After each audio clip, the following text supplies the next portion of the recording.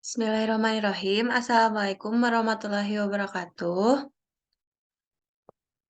Perkenalkan, kami dari kelompok 4. Kami akan membahas materi tentang manusia sebagai makhluk pendidikan.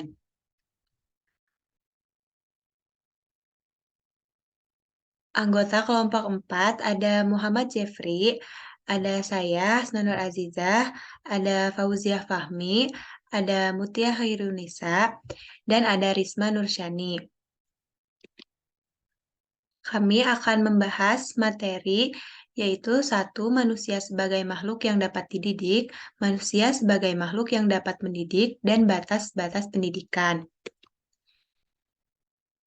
Manusia yang dapat dididik akan disampaikan atau dijelaskan oleh Mutia Hairunisa. Kepada Mutia dipersilakan. Baik, terima kasih kepada moderator. Di sini saya akan menjelaskan mengenai manusia yang dapat dididik. Dalam pendidikan, pendidikan itu bermaksud untuk mendidik siswa, yang mana siswa merupakan individu atau manusia. Dari situ timbullah pertanyaan, yaitu kenapa manusia harus dididik? Lalu, jika harus, apakah manusia dapat dididik? Mari kita bahas. Next slide.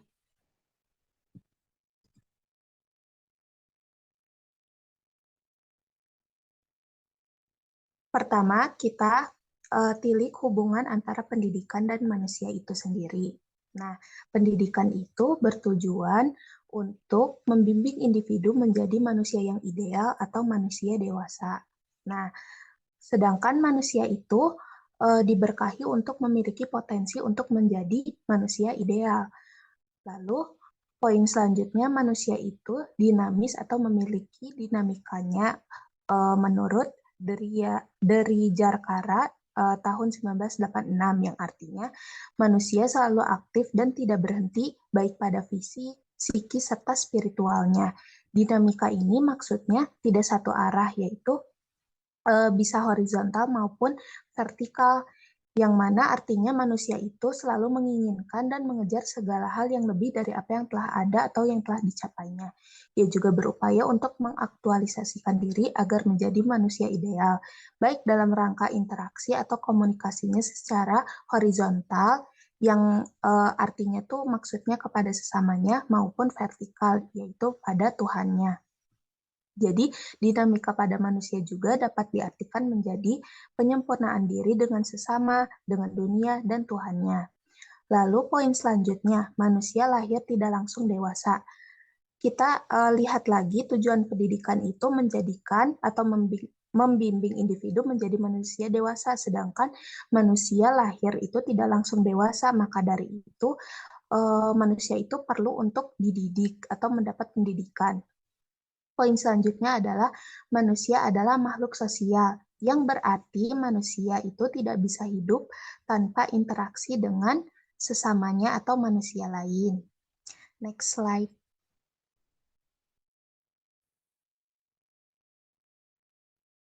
Nah, dari hubungan tadi kita dapat simpulkan atau dapat kita tarik, pendidikan itu kan bertujuan dan berupaya untuk mendidik manusia menjadi manusia ideal. Nah, dengan kedinamisan serta potensi manusia dapat menjadi faktor penunjang untuk menjadi manusia yang ideal.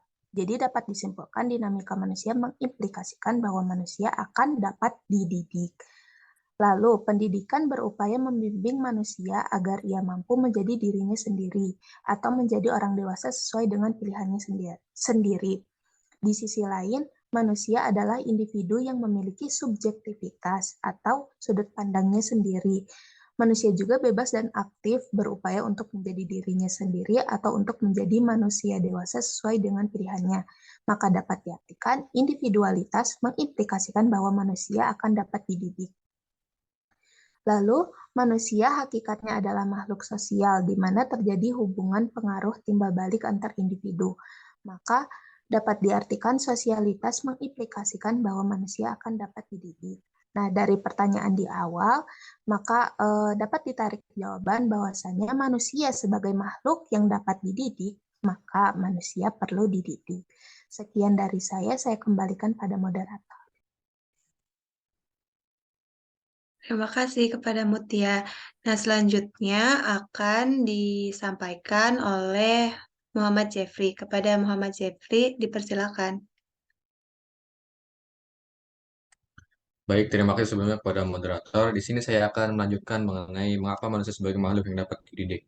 Nah, pendidikan bertujuan agar manusia memiliki akhlak yang mulia dan agar manusia berperilaku sesuai dengan norma-norma serta nilai-nilai yang bersumber dari agama, masyarakat, dan budaya. Nah, tujuan dari pendidikan ini yaitu agar manusia dapat hidup sebagaimana mestinya dalam kehidupan sehari-hari dan maka dari itu pendidikan bersifat normatif yang artinya dilaksanakan berdasarkan sistem norma dan nilai tertentu. Selanjutnya, manusia berdimensi moralitas karena dapat membedakan mana yang baik dan mana yang jahat. Nah, yang membedakan manusia dengan makhluk hidup yang lain adalah manusia memiliki akal dan moral, sehingga dapat membedakan mana yang baik dan mana yang jahat. Next. Nah, dari penjelasan-penjelasan yang telah disampaikan sebelumnya, maka dapat disimpulkan bahwasanya ada 5 prinsip antropologis yang melandasi kemungkinan manusia akan dapat dididik. Yang pertama itu ada prinsip potensialitas, yang kedua ada prinsip dinamika, yang ketiga ada prinsip individualitas, yang keempat ada prinsip sosialitas, dan yang terakhir ada prinsip moralitas. Sekian dari saya kembalikan kepada moderator. Terima kasih kepada Jeffrey. Kemudian, materi selanjutnya mengenai manusia yang dapat mendidik akan dijelaskan oleh saya sendiri. Manusia sebagai makhluk yang dapat mendidik. Menurut Martinus J. Lavengers, manusia pada hakikatnya adalah animal educable atau binatang yang dapat dididik. Animal educandum, binatang yang harus dididik, dan animal educandus, binatang yang dapat mendidik.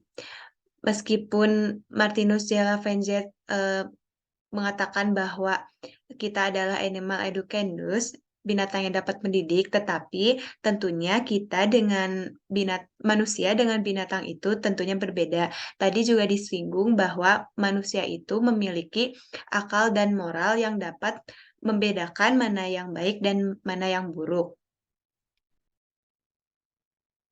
Nah, ada 6 asumsi alasan manusia mampu mendidik dan mau mendidik generasi selanjutnya menurut Ki Hajar Dewantara. Yang pertama, manusia memiliki naluri atau insting untuk menjaga dan merawat hidup dan melanggengkan keturunan mereka atau or insting. Jadi, naluri atau insting itu adalah suatu dorongan dari karena adanya rangsangan, tetapi dorongan tersebut tidak perlu dipelajari. Jadi biasanya munculnya kayak turun-temurun. Nah, kedua ada manusia memiliki insting dan kecakapan untuk mendidik anaknya. Biasa disebut insting pedagogis atau pedagogical insting. Nah, setelah manusia memiliki naluri untuk melanggengkan keturunan generasi selanjutnya, jadi si manusia ini akan melanjutkan instingnya untuk dapat mendidik anaknya sendiri. Nah, yang ketiga ada manusia yang telah menjadi orang tua merasa terperintah oleh Tuhan untuk memelihara dan memperbaiki keturunannya. Eh, Misal contohnya di firman Allah di ayat di ayat 74 pada surat Al-Furqan. Jadi di ayat 74 itu menjelaskan bahwa manusia itu selain dianjurkan untuk memiliki pasangan, lalu dianjurkan untuk berdoa untuk meminta kepada Tuhan memiliki keturunan dan keturunan itu menjadi penyujuk hati bagi orang tuanya. Jadi untuk menjadi orang tua itu harus memiliki tanggung jawab penuh kepada anaknya karena anak-anaknya itu harus dididik dan juga dicontohkan yang baik agar mereka menjadi anak yang soleh dan solehah. Yang keempat, ada cinta dan kasih sayang dari orang tua membuat anak mendapatkan pengaruh pendidikan dari peran manusia sebagai orang tua. Jadi, pola asuh yang diajarkan oleh orang tua kepada anak-anaknya itu merupakan wujud cinta dan kasih sayang mereka. Yang kelima ada kekuatan Trisakti. Maksudnya jiwanya manusia dapat menghasilkan kebudayaan, hidup berkebudayaan, termasuk di dalamnya menghasilkan ilmu pendidikan, sehingga manusia dapat melaksanakan pendidikan dengan penuh kesadaran. Yang terakhir ada intuisi pedagogik.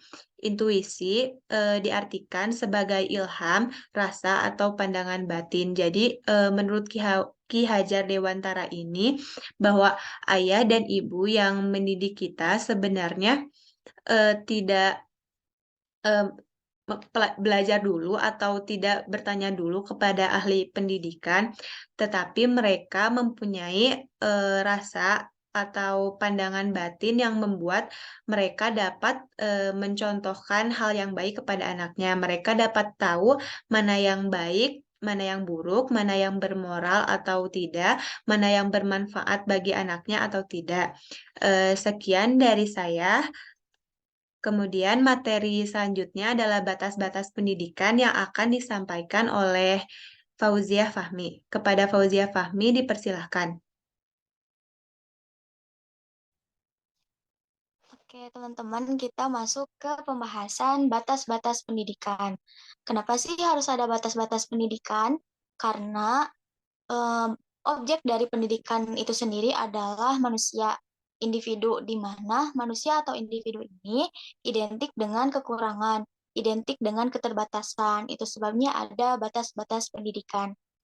Menurut Sulaiman, tahun 1988 mengatakan bahwasanya permasalahan batas-batas pendidikan ini meliputi 2 poin. Yang pertama ada batas pendidikan itu sendiri, jadi dalam lingkup pendidikannya.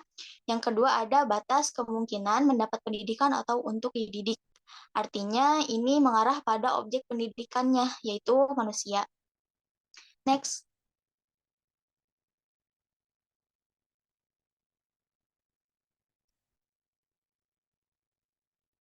Oke, di sini ada acuan. Acuan ini adalah eh, titik fokus batas-batas pendidikan. Jadi kemarin kan sudah dijelaskan definisi pendidikan ada banyak gitu. Nah, untuk batas-batas pendidikan ini mengarah atau ya berputar pada definisi pendidikan yang ini. Upaya sengaja yang dilakukan orang dewasa untuk membantu atau membimbing anak atau orang yang belum dewasa agar mencapai kedewasaan. Jadi ini untuk definisi tentang orang dewasa mendidik anak yang belum dewasa untuk mencapai kedewasaan. Next.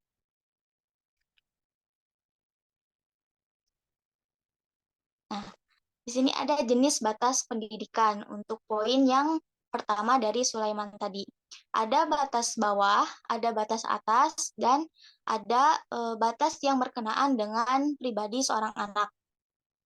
Mohon maaf di sini ada kesalahan bahwasanya yang berhubungan dengan bakat atau potensi itu bukan jenis batas pendidikan ya, tapi ke batas kemungkinan mendapatkan pendidikan atau untuk dididik. Jadi untuk poin nomor 2 yang berhubungan dengan batas atau potensi.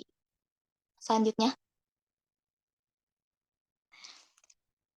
Oke, selanjutnya ada batas bawah dan atas. Selanjutnya ada batas bawah dan batas atas pendidikan. Nah, yang pertama ada batas bawah atau kondisi di mana anak didik dapat mulai merasakan pendidikan. Nah, itu yang pertama ketika anak didik mengenal kewibawaan.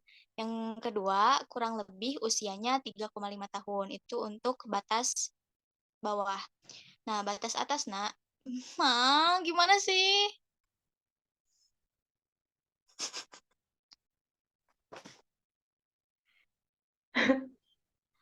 Kalem Jaya, kalem. Bisa kebalik lagi. Bisa lah, bisa sok. Ya, aku ulang ya. Oke, selanjutnya ada batas bawah dan batas atas pendidikan. Mohon maaf sebelumnya, ini kebalik ya antara batas bawah dan batas atas. Yang pertama itu batas atas itu. kondisi di mana seorang anak dapat merasakan sebuah pendidikan, yaitu ketika anak didik mengenal kewibawaan dan anak didik tersebut kurang lebih berusia 3,5 tahun. Terus yang kedua ada batas bawah, yaitu tentang kapan pendidikan seorang anak didik berakhir. Nah, poinnya itu ketika tujuan telah tercapai dan ketika anak mencapai kedewasaan. Nah, di sini ada catatan tujuan yang dimaksud dalam poin pertama di batas bawah itu ketika dikatakan tercapai jika tujuan pendidikan yang telah digariskan semula tercapai. Maksudnya tuh yang telah digariskan itu adalah stereotip masyarakat, tanggapan masyarakat, standar masyarakat yang sudah ditetapkan pada seorang anak. Contohnya, masyarakat itu menganggap anak bisa makan ketika dia bisa makan pakai sendok atau garpu. Maka anak sudah berada di batas bawah, sudah mencapai tujuannya ketika dia bisa makan pakai sendok atau garpu. Jadi sebelum anak itu bisa makan pakai sendok atau garpu, dia dikatakan belum mencapai batas bawahnya gitu, belum mencapai tujuannya. Selanjutnya,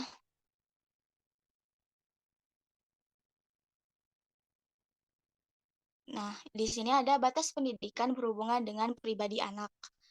Eh, Dikatakan bahwa praktik pendidikan hendaknya memperhatikan dan mempertimbangkan anak didik. Lalu, pendidik melaksanakan peran tapi tetap menghormati pribadi anak didik. Jadi bukan hanya anak didik yang harus menghormati pendidik, bukan hanya anak didik yang punya kewajiban untuk patuh pada pendidik gitu. Pendidik juga punya suatu keharusan untuk menghormati pribadi anak didik, untuk menyayangi, untuk mengayomi, untuk ya saling menghormati lah gitu. Punya keharusan yang sama, punya kewajiban yang sama. Selanjutnya, jangan mengorbankan pribadi anak didik. Ini jelas ya, jangan mengorbankan gitu.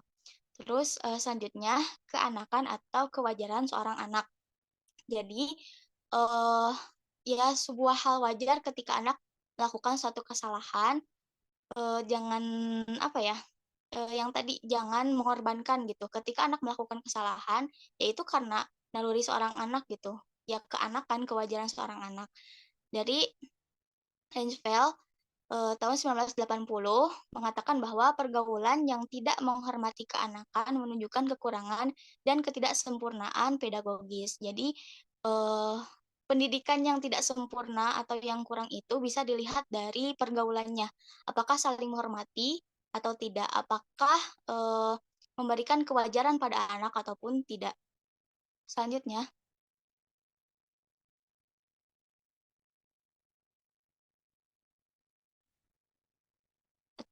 selanjutnya ada batas kemungkinan dididik atau poin nomor 2, kata Sulaiman tadi.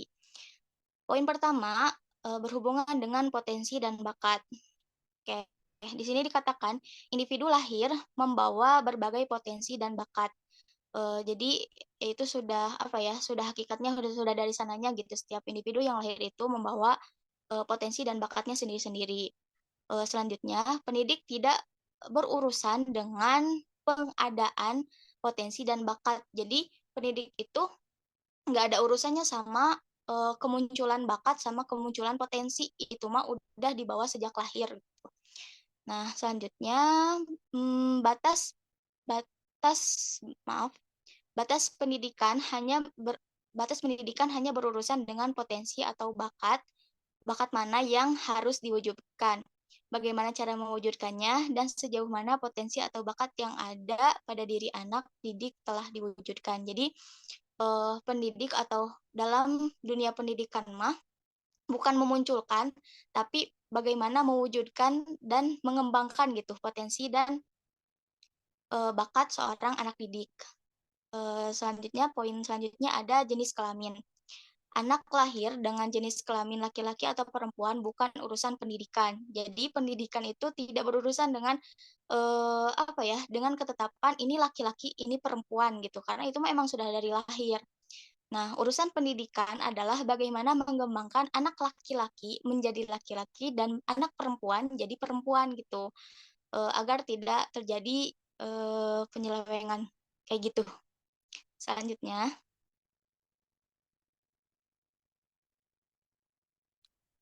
batas pendidikan bersifat individual.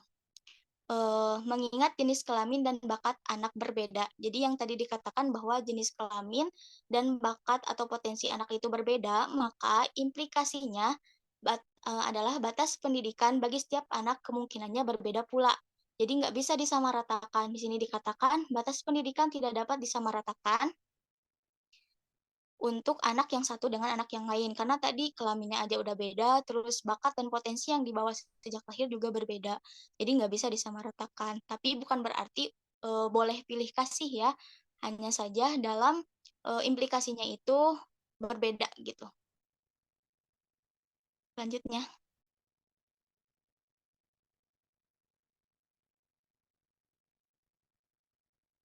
selesai. Saya kembalikan kepada Hasna. Makasih Fauzia. Nah, selanjutnya ada dasar dan ajar yang akan disampaikan dan dijelaskan oleh Risma. Silakan kepada Risma. Baik, terima kasih kepada moderator yang telah memberikan saya kesempatan untuk melanjutkan materi kali ini. Saya akan menjelaskan tentang dasar dan ajar. Berkenaan dengan masalah batas-batas pendidikan, yaitu yang berhubungan dengan perkembangan anak didik, selanjutnya muncul pertanyaan, manakah yang paling menentukan dalam perkembangan anak didik? Apakah pembawaan atau dasar atau nurture atau pendidikan? Terdapat 3 aliran pokok. Dapat kita lihat, yang pertama navitisme, yang kedua empirisme, dan yang ketiga konvergensi. Selanjutnya.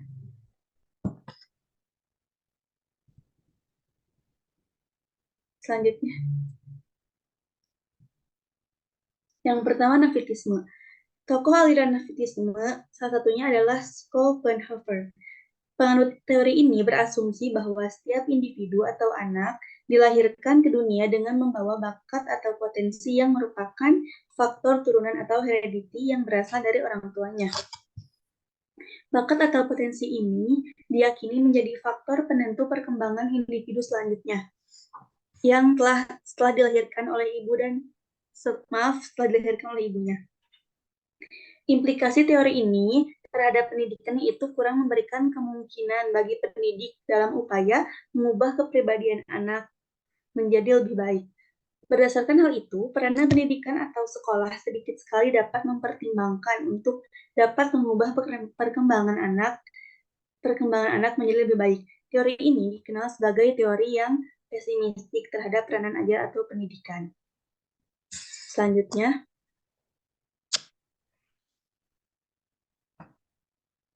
empirisme. Tokoh aliran navitisme tokoh aliran empirisme salah satunya adalah John Locke dan J.B. Watson. Mereka menolak asumsi navitisme. Mereka berasumsi bahwa setiap individu atau anak dilahirkan ke dunia ini dalam keadaan bersih, ibarat papan tulis yang belum diisi oleh tulisan apapun. Setelah kelahirannya, faktor penentu perkembangan individu adalah lingkungan atau pengalamannya. Empirisme dikenal sebagai as a blank slate atau tabula rasa. Perkembangan individu tergantung kepada hasil belajarnya dan faktor penentu utama dalam belajar sepenuhnya berasal dari lingkungan. Dengan demikian, mereka tidak percaya kepada faktor bakat atau potensi yang merupakan turunan atau heritage sebagai penentu perkembangan individu atau anak didik. Implikasi teori empirisme terhadap pendidikan yakni memberikan kemungkinan sepenuhnya bagi pendidik atau ajar nurture untuk dapat membentuk kepribadian anak didik. Tanggung jawab pendidikan sepenuhnya ada di pihak pendidik. Dan yang terakhir, selanjutnya, yang ketiga adalah konvergensi. Tokoh aliran konvergensi salah satunya adalah William Sturm. Penganut aliran konvergensi berasumsi bahwa perkembangan individu ditentukan baik oleh faktor bakat atau potensi yang merupakan turunan atau heredity maupun oleh faktor lingkungan atau pengalaman. Penelitian yang dilakukan beberapa ahli menunjukkan bahwa perkembangan individu dipengaruhi oleh interaksi dengan cara yang kompleks dari faktor hereditas dan faktor lingkungan. Selanjutnya,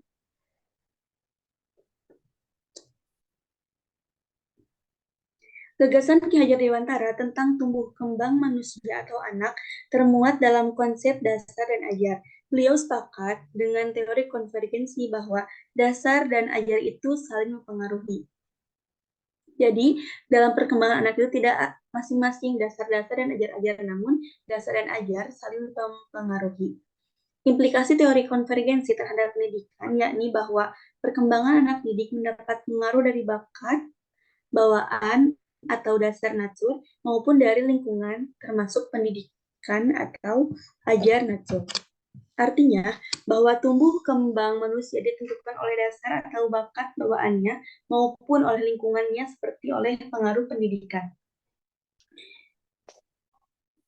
Menurut buku referensi yang kami ambil, kiranya teori konvergensi inilah yang cocok kita adopsi dalam rangka praktik pendidikan. Terima kasih, saya kembalikan pada moderator.